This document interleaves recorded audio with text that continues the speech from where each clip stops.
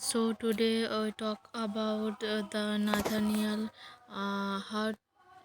Hawthorne's most famous writing, Twice Told Tales. Summary. So historical context: Nathaniel Hawthorne, author of the uh, Scarlet Letter and House of the Seven Gables, published Twice Told Tales in 1873. The book collected 18 stories Hawthorne had previously published in small literary journals. The collection was expanded 5 years later to more than double the total story count to 39. The stories that makes up the collection show Hawthorne's Puritan roots and explore ideas of sin and pride through allegory, a literary device that gives a story a second meaning.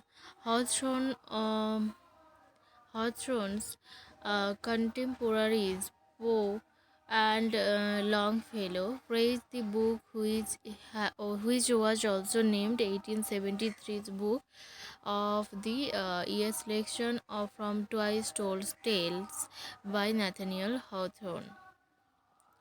Selection from Twice Told Tales by Nathaniel Hawthorne. The publication history is Hawthorne's collection of Twice Told Tales was published in two volumes. The first in 1833 and the second is 1842. All of these tales had previously appeared in magazines or annuals. The collections were only moderately successful, though the stories was praised by the likes of Poe and Longfellow in critical reviews. So the summary or major features of the twice told tales, that is the Grey Champion. A ghostly old warrior reappears during times of trial, specifically when the people of New England were under oppression. This grey champion fends all their uh, tyranny of royal governor and Edmund Andros in April of 1689. Sorry. So another is the wedding nail. Like many of the other stories in this collection, this is a frame story. The narrator tells his grandmother's testimony of an incident in a church in New York years ago. An old widow was to marry an old scholar. At her wedding, funeral bells ring ominously, and a ghastly procession of old men and women enter, with the bridegroom entering finally in a sword. She grimly accepts this marriage as a marriage of eternity. And the another is the minister's black veil. This is one of the most famous and anthologized stories of this collection. There's the one day the reversed Reverend Hopper began to wear a black veil without explanation. The mystery gradually threatens to degenerate into scandal, but the minister refuses even to tell his wife why he wears it, only saying that it is a type or symbol of his sorrow. The minister finds that sinners are attracted to his veil, perhaps imagining their own sins as a kind of black veil. The minister won't even take off his veil on his deathbed, and he is buried with it. Oddly, though, the minister says on his deathbed that it is indeed a symbol of the evil that is in every human, this story ends with people fearing something very material rather than the abstract, the moldering face under the veil. The another story is the Maypole of Mary Mount. So this account is framed by the narrator's guarantee that what follows may be verified in uh, Stuart's book of English sports and pastimes.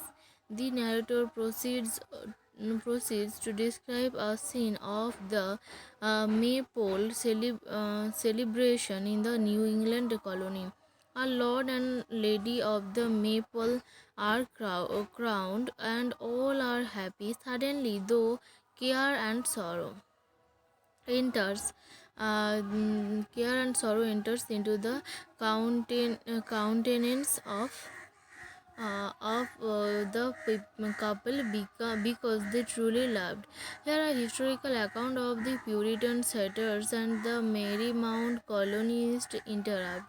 The account, though seeming to go for an objective tone, paints a pretty grim picture of the austere Puritans. Governor Endicott himself stops the Maypole celebrations, cutting down the Maypole itself in a castrating stroke. He takes the lord and lady prisoner and punishes the rest of the revelers. He does take some pity on the two young lovers, though, and decides to take them up and indoctrinate them into Puritanism. The narrative ends by suggesting, however, that some part of their early joy remain in them. The another story is The Gentle Boy. This is a story of a Quaker Puritan encounter in New England in the colony days. The narrator doesn't particularly kind of either group. The Quakers are represented as overly eager martyrs, and the Puritans are overstrained in their precaution of their faith. The expectation in a Puritan named Pearson, who takes in a Quaker boy named uh, Abraham, whose father has been killed by the Puritans. So Pearson and his wife take care of the boy and prepare to raise him as their own. In charge, they are shunned by their peers. Pearson eventually becomes a Quaker himself, but his new faith is tried when Abraham falls ill. Abraham dies just as his biological mother returns from exile to say that the king has issued a mandate to stay Quaker martyrdoms. And the next story is Mr. Higginbotham's catastrophe.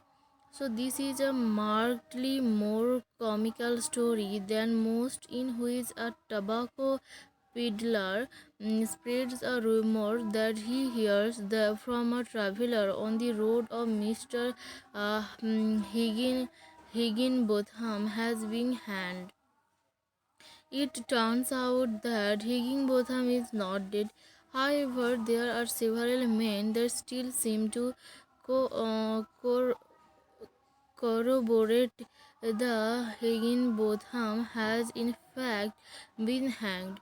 To get to the bottom of it all, the fiddler follows Higginbotham home one day and actually catches someone in the act of hanging him.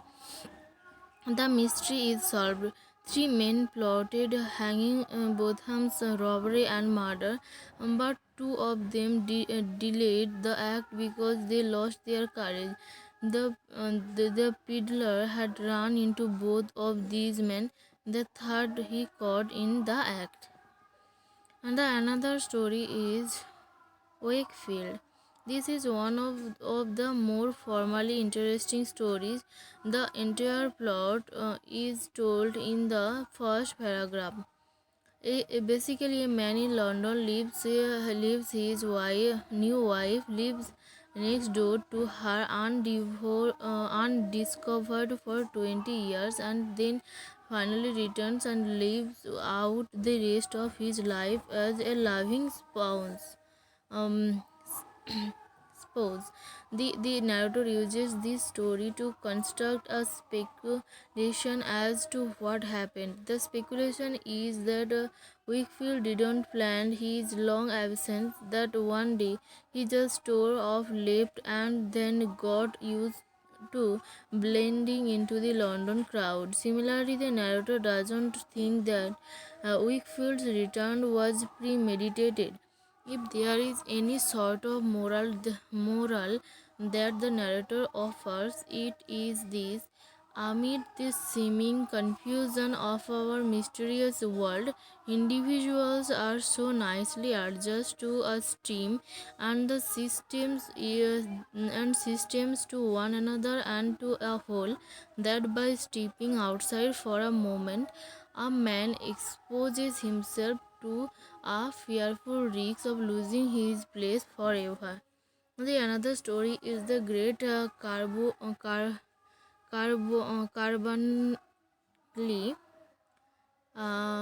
the great carbon clay. The story reads a bit like a fairy tale. Eight people are seeking the great carbuncle, a precious jewel in the mountains of Maine. They are a cynic, a poem, a merchant, a scientist, a seeker someone who has just been ambitious since his youth about seeking this jewel. A lord and a humble, rustic young couple named Matthew and Hannah. They all have different reasons for seeking the great carbuncle. At night, Matthew and Hannah go to seek it and nearly perish in the attempt because they have gone on so far up the mountain. They finally find it and they see that the seeker has uh, perished beneath it. The cynic has made it up there too. He doesn't see the carbuncle at first. The Matthew and Hannah tell him to take off his spectacles. He does so, and he is blinded by the light of the jewel. Matthew and Hannah decide to return home without the carbuncle. They don't need such a extravagant light for their humble cottage. So this is a interesting story. And the another story is David Swan, a fantasy. The story is about events that come close to happening that we are unaware of. David Swan was on his way to Boston to work for his uncle, the grocer. Okay, he falls asleep under a tree and doesn't wake as various people pass by him. A couple nearly takes him in to be their own church. A potential lover passes by, and a couple of rascals nearby or potentially murder him. David wakes up and eventually goes on his way to Boston, not knowing anything of what might have happened. And the another story is the hollow of the three hills. A young woman meets with a old corn with uh, physical powers in order to listen to the voice of people she is left behind. She has left behind aged parents, an estranged husband, and a defenseless child. She dies from the spell. Okay. So the story, small story is so interesting. And then the story is Doctor Hidger's experiment. The doctor conducts an experiment on four aged friends of his. Apparently, he has discovered the fountain of youth, not in Europe as might he expected, but in Florida. The aged friends, a widow and three men who have loved her in her youth, drink the water and forget the lesson of old age when they find that they are young again. They are reckless and shatter the face with the water in it. The The effects of the water are only temporary. Having seen the result of his experiment, Dr. Heidegger gives up on pursuing the project. The another story is Legend of the Proviance House. This is a group of stories that are linked to a Proviance house that the narrator visits. It is the old mansion of the royal governors of Massachusetts. And the narrator essentially says that these stories are likely to have a foot to hold it in truth as well as in legend. In the story, in the first story, how House Masquerade. House Masquerade. Another story is the Sir William Howe, who would be the commander in chief in the British Army during the American Revolution, has a masquerade party in the mansion. At this party, a funeral process of former Massachusetts governors enters, who beholds himself at the end of this train.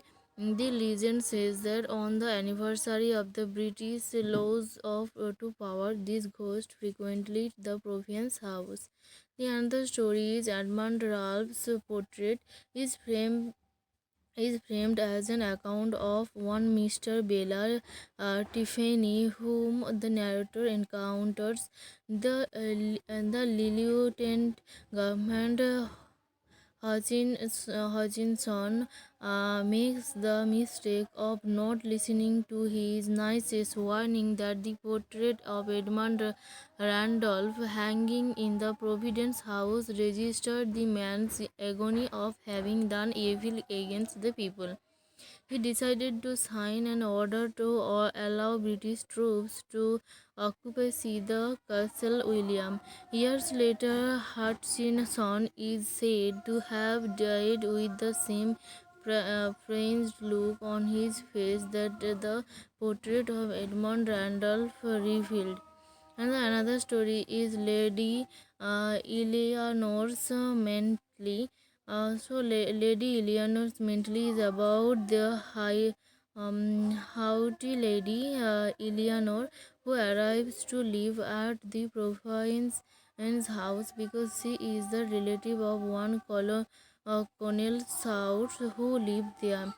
She wears a mantle which symbolized pride, and the mental brings smallpox to New England. The crazy suitor of hers, Jarvis Heloise, ends up burning the mantle. This story is also told by Bella Tiffany. The final story, Old Esther Dudley, is told by an old and somewhat senile royalist who has joined their cycle. After Howe left the province house, the old Esther, who had lived there all her life, decided to stay behind. It became rumored long after the revolution had happened that she would have ghosts from colonial times over at the house. When the Republican governor Hancock comes to the Proviance house, she mistakes him for the royal government. She dies soon afterward, loyal to the king to the end.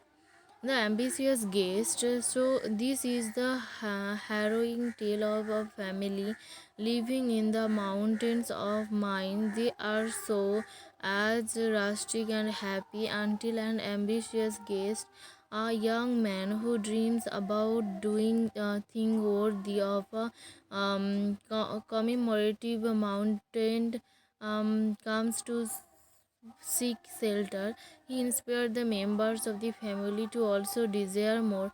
The father thinks about political office, the eldest girl thinks of love, and the grandmother thinks of what she wants for her burial tray. So everyone thinks their own.